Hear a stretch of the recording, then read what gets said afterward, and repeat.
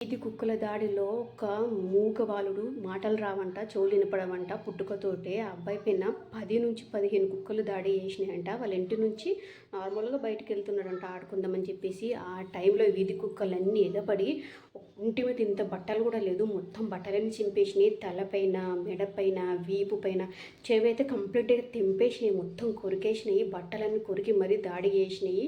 అట్లా ఇట్లా కండ పీకేసినాయి. నెత్తిపైన, నడుము పైన మొత్తం చెవి అయితే కంప్లీట్గా తెంపేసినాయి. అదే టైంలో ఒక అతన్ని వెళ్తున్నప్పుడు కర్ర తీసుకొని అన్నిటిని కొట్టి ఆ అబ్బాయిని వెంటనే 108కి అయితే కాల్ చేసి హాస్పిటల్కి అయితే పంపించారు. డాక్టర్స్ అయితే ఇంకొంచెం లేట్ అయితే ఈ అబ్బాయి చనిపోయేవాడని అయితే చెప్పారంట.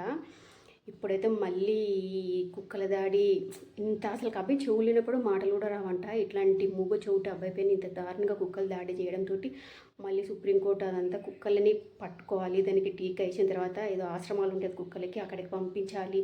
ఇట్లనే వదిలేస్తే ఇంకా ఎంతోమంది పసి ప్రాణాలు ఇదైతేనైతే చెప్తున్నారు. కొంచెం లేట్ అయితే అబ్బాయి చనిపోయేవాడు అని అయితే చెప్తున్నారు డాక్టర్స్ అయితే.